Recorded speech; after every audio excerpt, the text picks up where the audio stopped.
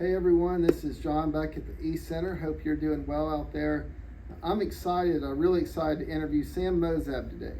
Sam has been in retail, been in real estate, Yes. has bought and sold businesses, and has a great entrepreneurial story. So looking forward to just sharing a little bit about Sam, who he is and what he does and why. So let's Happy just to be jump here. in. Good to see you, man. Yes, sir. Thank you. So tell us a little bit about what you're working on now. You've got your hands in different pies, and what's the story from an entrepreneurship standpoint? Well, it's I guess if you're enjoying what you're doing, you keep doing more of it. And from my perspective, I like to see people flourish too. So when there's a business that's needing an exit strategy, we help with that. And then we kind of stay in touch with the new person that come in to bring it back to life. If it was sometimes the generational change affects how a business is doing, and you see somebody new coming in, they give it a different look and produce more in the community. And that's where what I like to see is these little businesses come back and take their place in our community instead of being washed away. Cool. Let me ask you this, as someone who's been in a lot of different businesses, I mean, you could open a yogurt shop, you could open a hotel. How do you pick the businesses that you get involved in? Like, what does that process look like for you? One is it changes over the course of experience. In the beginning, you're like, I want any business. And then you kind of fine tune what you would spend your time in. So for me, food wouldn't be something I would want to move forward with, but something like a yogurt shop would. I have the analogy of, can I hire people easily? Does it need a specialty?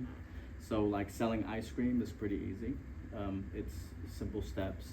Selling yogurt would be easy too, but when you get into like the bigger detail stuff, you really have to find a business that's already established with staff, management, because you wouldn't have any experience and you're relying everything on the people that are in there.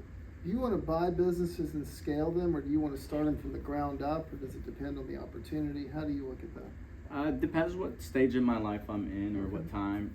So like for right now, depending on how the schedule is, what am I working on currently? If I have a business that I'm currently building, anything else needs to be kind of ready. Okay.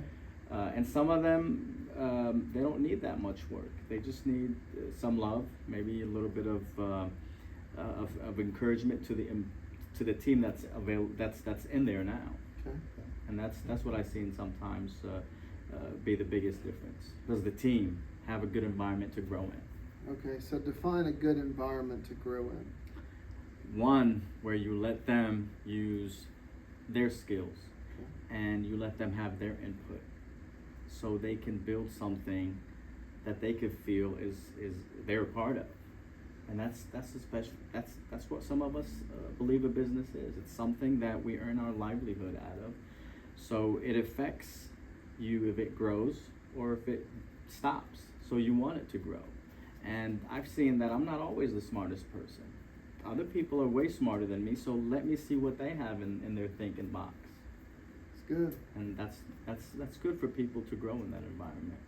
Well, it gives them meaning and purpose too, That right? too, yes, Not just yes. a paycheck. Yes, sir. Okay, all right.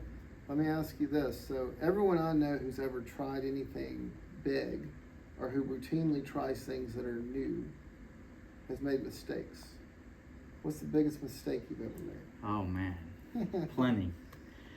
I think the mistakes that last with me, I can't remember one off the top of my head, but the mistakes that really dwell on me, not mistakes that affect me directly, but that would affect clients I'm representing in real estate or in purchasing a business.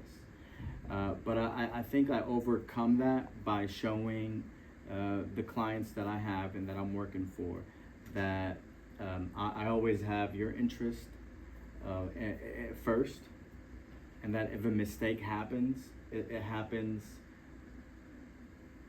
totally by accident or by miscalculation of something, and that when they see that genuinely, they understand that mistakes will happen. I don't think anybody's out there that's perfect. No. Yeah.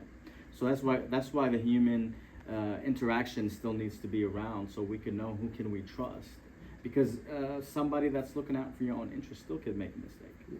It's concerning to me when I meet with students who say they feel this pressure to act like they know everything. It's like no one who has done anything significant knows everything. You know, some of the most successful clients I represent in commercial and in business are the ones that don't know anything, because they don't know the risks of everything. And when they come and present something and say, what is your take on this? And I'm like, no, don't touch it. And then you can see their face turn with worry, where they already done it. And it turns out to be okay. And that's not gonna happen all the time, but sometimes they say ignorance is a bliss, and that helps. Or sometimes you compensate with your gaps by building a team around you, like That you too. said. That too. Right? Yes. So, high school, college students, I hope you're hearing what Sam just said there. That's important.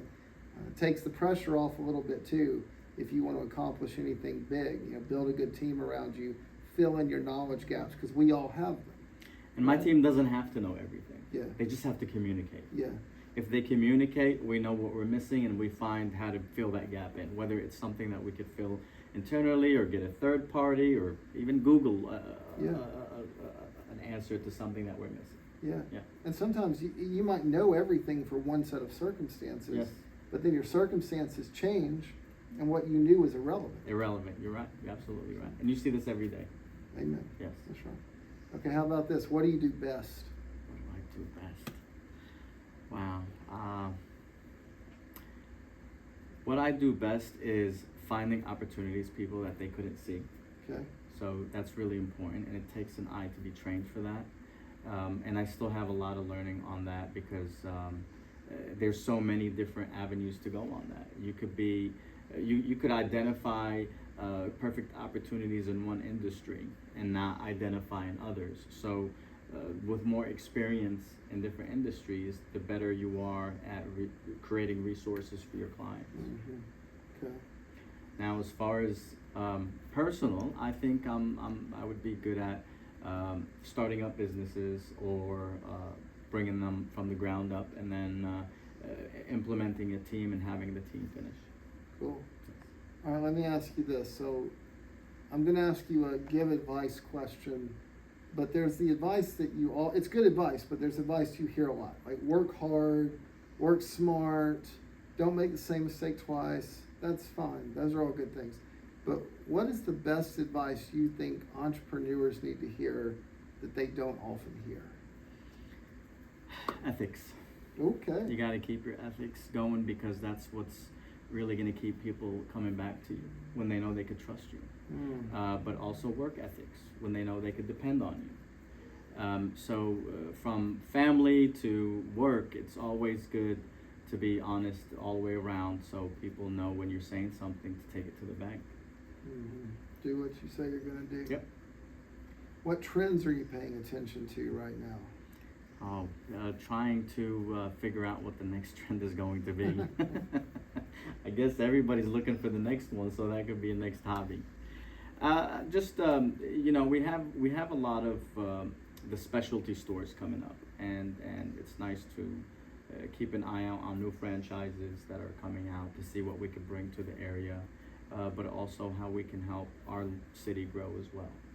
Yes, we hear a lot of stuff on social media that's talking about how bad it is, but coming from a different state, and we all travel, but I don't know how we don't see this. There's so many places that are way worse than Decatur, Alabama, or Morgan County, or even North Alabama.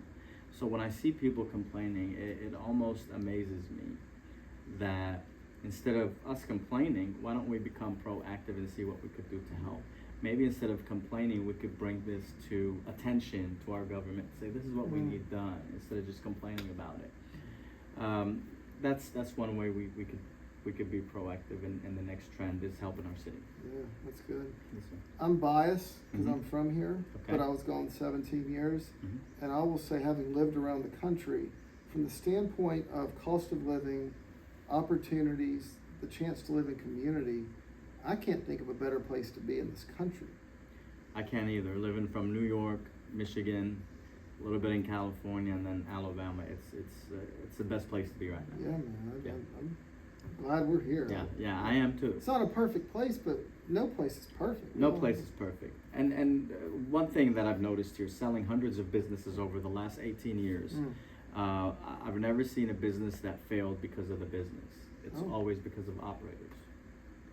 And that till now, I'm trying to prove that wrong. I can't. And I've sold some businesses multiple times.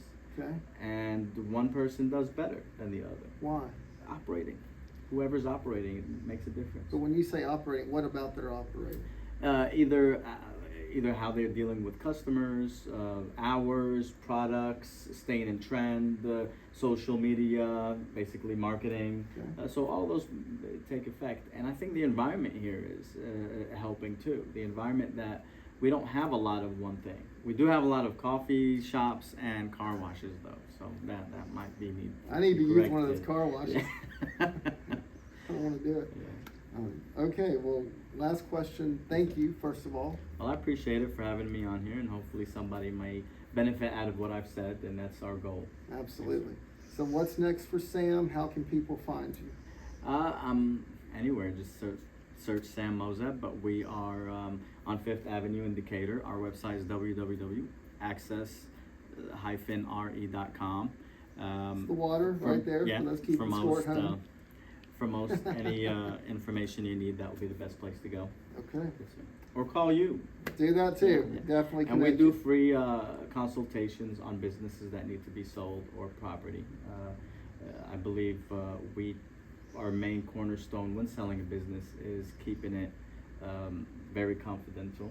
Sure. That way we don't interrupt the business or the staff that's there, and it's free. It doesn't hurt to ask. Doesn't hurt Yes, to sir. ask. All right, Sam. Thank Thanks you. so much, man. Yes, thank you Appreciate for having me. Bye, y'all.